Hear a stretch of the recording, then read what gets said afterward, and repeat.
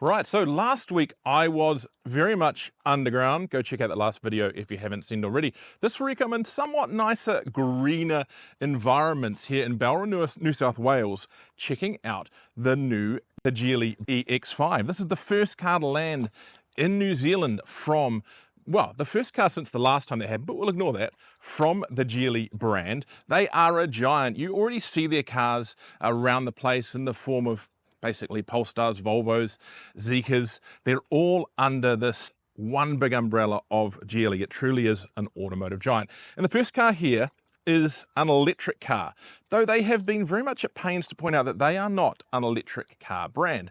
Well, they're starting with this. There will be plug-in hybrids, and even potentially standard old ICE vehicles coming from them. Now, in New Zealand, the Giltrap Group has the rights to the brand, so it's going to sit next to some pretty impressive nameplates. Can it stand up to them? Let's have a look around. Now, size-wise, this thing is in that kind of small to medium SUV space. So if on the tail of the tape, it sits between the BYD Atto 3 and the Leapmotor C10. So definitely a size down from the likes of the Tesla Model Y. Now, if you take those two cars, the Atto 3 and the Leapmotor, that's exactly where they're saying they're going to target the pricing for this vehicle. We don't know what that is yet, but I expect it's going to be in that high $50,000 range, depending on which model you get. Two versions are going to be coming to New Zealand, the Complete and the Inspire. Now, the Complete is a little more basic, despite the name. I don't entirely get it, but not by much. It gets smaller wheels, it lacks the glass roof, the seats aren't so flash and you lacks an electrical adjustment, and it misses out on the full top spec stereo in this one. But yeah, they're two relatively complete vehicles. Now let's start at the front. Now, the bonnet front here, it's very electric car look, isn't it? You've got this Geely badge, no grille other than a kind of cooling area down here. Under the bonnet, no frunk. And the layout is a little interesting in that there's quite a bit of space in there, but they seem to have a lot of pipes and it all going around all over the place. Some of them are a little bit concerned about if someone was to lean on them. But it's also a hint that this is a platform that is shared with some vehicles that do have a petrol motor floating around under there. The electric motor itself, we'll talk about it more when we drive, is really interesting in itself though. It's what they call an 11-in-1 concept, which means it has all the various items, the motor itself, the inverter, the control systems, the charging in one really compact unit. They say it's smaller than any others out there and more efficient in its power use as well. So a really impressive piece of technology there, but come on guys, just rejig it a little bit to get a frunk in there. We have LED headlights in the front here. And as we come around the side, we have these wheels. Now on this model, they are 19s, smaller on the Complete. We have a charging port here. Now, reasonable charging speeds. It is CCS2, 100 kilowatt DC, 11 kilowatt AC. The 11 kilowatt AC is a bit rare in that space. You're only going to see about 6.6 on an Atto, so that is a nice addition to have. Further round, wing mirrors, cameras everywhere, as is usually the case these days. Hoppy-outy door handles. Please, guys, just give us some normal door handles. They're getting a little bit frustrating. Now, they have roof rails on it as well, and they've put these roof bars on here. Not necessarily my choice, but nice to know that accessories like that are already about and available for the vehicle and working. Now, if we come through the back, I really like these tail lights when they're lit up. The back of the car, I think, looks a little bit plain when it's not got the lights on, so they've done a great job putting them on now. But yeah, lovely big LED light bars that go completely across the vehicle. If we open the boot, electric tailgate on the Inspire, not on the Complete. And it's a decent boot. It doesn't look that great to start off with, and I'm going to take out this accessory panel here so I can show you. But we have a boot floor that lifts up and slide down into a lower position there. But then when you lift this up, we have a massive, massive tub. We saw a big tub in the C-Line 7. This is bigger. I think this is probably going to be the closest one to the big tub in the back of the Tesla Model Y. And that is fantastic. You can put so many things in there. Even if the main boot itself, I think it's probably close to the Atto 3, if not quite as big, but still an impressive space.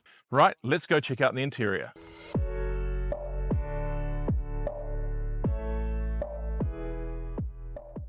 Inside the Geely EX5. Now, I will say that in this segment, this does feel like the best built car you can get. The interior feels really well screwed together. The same for the exterior.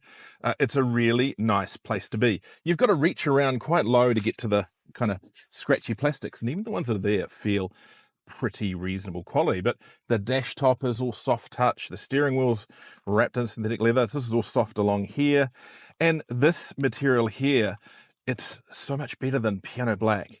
There is a little bit of piano black in the car, I'll forgive them for that, but no piano black here means that it actually looks clean for more than about 15 seconds at a time.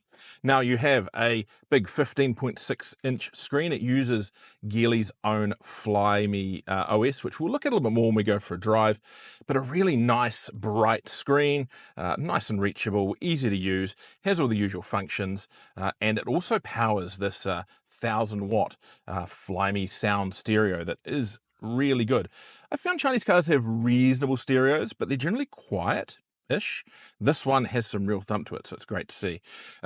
Somewhat hidden in ventilation across the dashboard, a heads-up display, again we'll look at that later, and a screen in front of the driver here for all your crucial information. The steering wheel is quite a unique design as well. It's kind of squarish, just the center bar here. You've got buttons on here that you can actually program and change around to do what you want to do. Same for this dial. This dial you can set to use for your media volume or all sorts of different things in the vehicle. And you've got some nice little hotkeys here for the ventilation system. Now we have cup holders here, which sit on an angle, a little bit different. And if I pull my phone out, we have a wireless charger tucked down in there, which is great because your phone can't really go very far there. It's quite handy to have. No wireless charging on that side, so it's only a single unit, but it's nice. You can still store your phone there. Glove box down here. It's a nice big size, but don't look at that now, camera, because there's random stuff in there. Now, the passenger seat on the Inspire has this big leg rest, and it can actually lean out and become an armchair, a bit like what we've seen in Hyundai and Kia cars. So that's nice to have at what is a significantly lower price point. And the driver's seat, electrically adjustable. You can save all your settings up through the screen. It pulls back when you want to get in the car. Nice and handy from that perspective. And then down here, more storage, USB charging, USB-A and USB-C. A pretty pleasant interior, and and it does have a glass roof with a shade, though annoyingly there's no buttons up here to control it. You've got to do it through the screen or the voice functionality, which we'll try a little bit later on as well. Right, let's check out the back seat.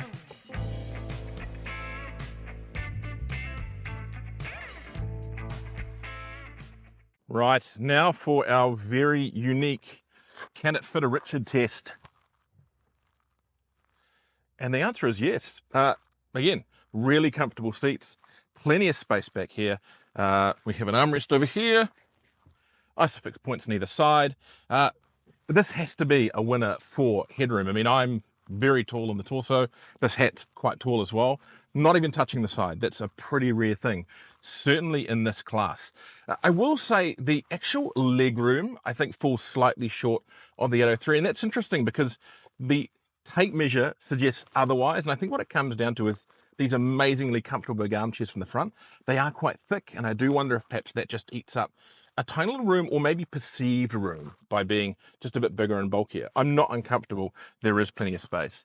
And look, there's some handy touches down here as well. There's a vent down here for the rear. They can direct to either side. Again, USB-A and USB-C. A little bit of storage down the bottom. Nice door pockets. And yeah. Again, only the tiniest little bit of piano black. And there's one little touch here that I haven't seen in any other car, but I think it's going to be really handy. And that's down here. Click the handle. There's a big storage drawer. First off, you've got a little key fob there for this car. This one's a bit taped up because it's got the number plate on it.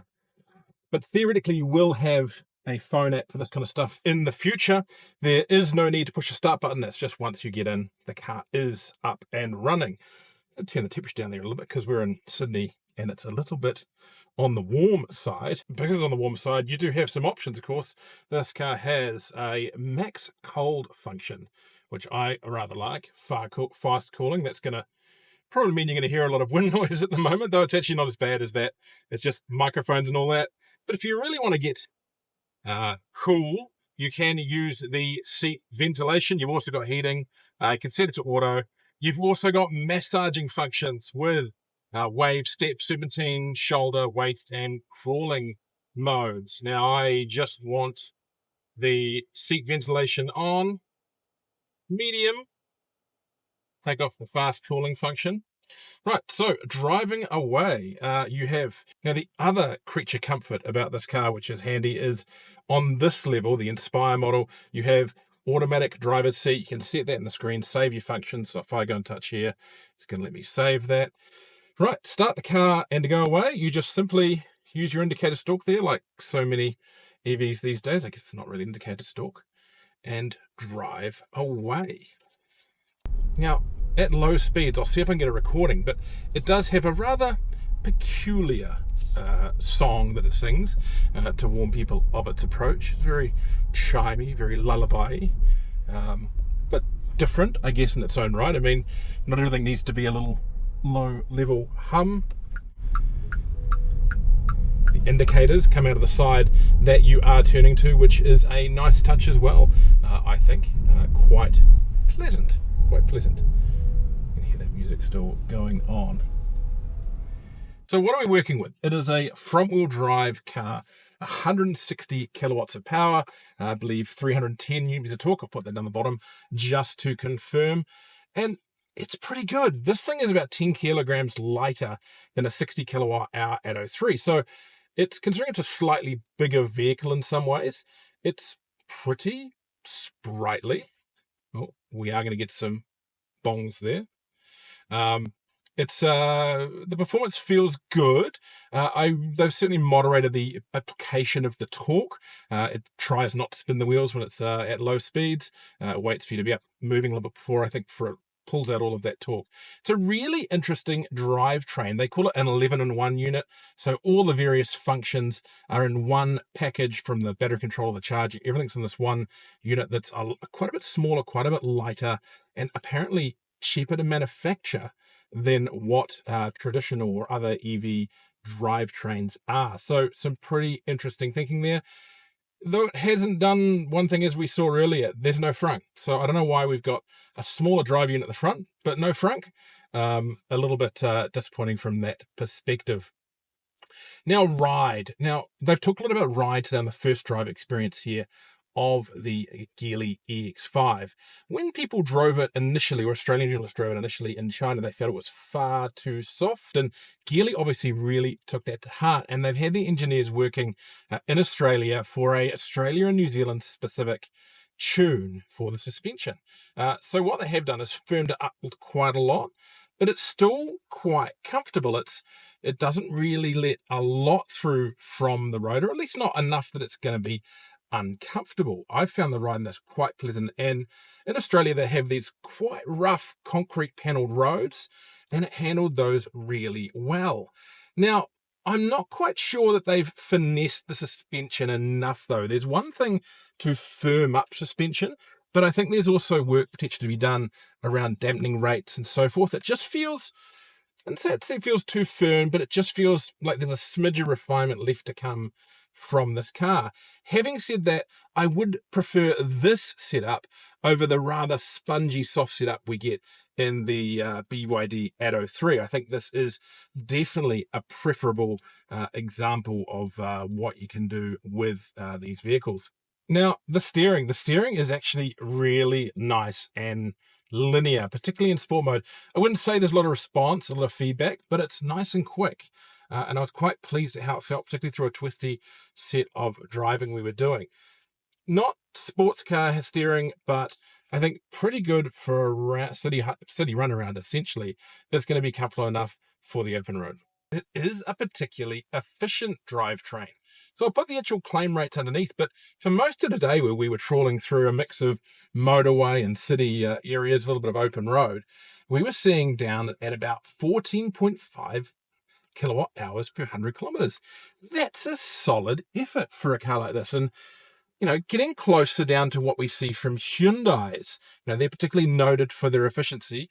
This is doing okay. Now, I'll be interested to see what it's like when we get it out into a more free-flowing environment. Today we were on a very pre-planned drive route, and I know that this car, which I don't think was necessarily doing the same route that we were, and certainly wasn't being driven how we drove, is sitting at about 20 kilowatt hours per 100 kilometers. So, you know, Your mileage may vary, but so far I've found it a pretty efficient vehicle. Now, the Geely EX5 really goes to the head of the class, and this applies to both models for driver assistance functions. It has got a very long list of all sorts of things, but if we look at the stuff that's a bit unusual in this class, this has a really advanced lane keeping system. So I can see down here using a vision system all the other vehicles around me. That's not hideously unusual. The Leapmotor has this, but this can actually do really strong at staying in its lane and driving comfortably without seesawing, as so many of these cars do on the motorway. Less so on single track roads, but that's not unusual. Even the best struggle with some of these single lane Kiwi and Australian roads. One thing this car does that nothing else in the class does is automatic lane changes. So you're driving along on the motorway, you want to change lanes, all you need to do is indicate, just make sure you're putting a little bit of resistance in that direction into the steering wheel, and it will do the lane change for you. And it feels quite natural doing it. Again, you've got to go up some fairly high-end cars to get that feature. And to be honest, I struggled to get into work that well in New Zealand or Australia in those other vehicles. But this one today, straight off, not a problem at all. So a really nice touch there. Similarly, if you are coming up to an incident or something, it can actually help you steer around the accident using its own system. And it can also vary the torque to the front wheels to assist in emergency situations as well. So that is a really nice touch. Now, we don't know what the safety rating of the vehicle is going to be. I would anticipate a 5-star. I believe they're anticipating an NCAT 5-star as well. You've got 7 airbags, including a center airbag. It's that long list of safety features. And they're pitching that they've put a lot of effort into making sure that the body shell of this vehicle is strong, including a really high result in their own testing of how much the front of the car deforms and absorbs energy. So handy to see, well, it looks great to see that they're really putting some thought into the safety of this vehicle. In this model, it's 16 speakers through the Flyme sound system. The whole system's called Flyme, their system, 1,000 watts. A lot of the Chinese stereos I've had so far have sounded pretty good, but they generally don't go that loud. This one does actually go reasonably loud. And on this model, there is a subwoofer in the boot, vehicle speed, compensation, all those kind of things. And you can vary the vehicle sound. And then your connection. So you can have a hotspot going, a 4G SIM in them. We're not exactly sure of the terms of what data you're going to get with that. These cars yet aren't connected, so we've been using a hotspot to try them out. And then various other personalization settings, your maintenance repair, all that kind of stuff. So if we go down here to the list of apps, we've got various options. You got your Bluetooth music, USB music, gallery. We've got the access to the 360-degree camera. Not going to show now because we're going too fast. And then we've got an app store which you've got internet connection. You can get things like Spotify, TuneIn Radio, a few others. They've promised more will come. Now, what will also have to wait and will come eventually is Apple CarPlay and Android Auto. They are not coming at launch, and we've been told that Apple CarPlay will come in July, Android Auto a bit later. A little bit disappointing they're not here at launch, but hopefully they do come when scheduled, and also that there's a broader app availability, because I think those are really important to the potential success of a vehicle like this. When it comes to vehicle to load, the Geely EX5 has a strong offering with 3.3 kilowatts of energy available, or you can even charge another vehicle at up to 6 kilowatts. The only problem? You have to pay extra for the adapters. There's also a camping mode, enabling climate control to stay on all night should there be no room at a proper inn.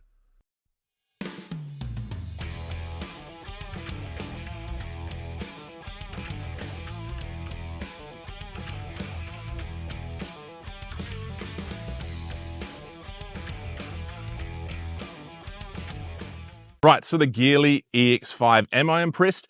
Very much so. Now, there are a few little bugs, as we've mentioned, to fix. I think there's a little bit of tweaking still to be done to the software, and I think the handling could just do with a little bit of a second look. But as we mentioned, Geely have been listening. They've already made changes, and I imagine as this car gets to market and they get more feedback, we'll see. But overall, as a first effort in the market, excellent, and I can't wait to see what they bring next. Don't forget, like and subscribe down below, and we'll catch you soon for more great videos.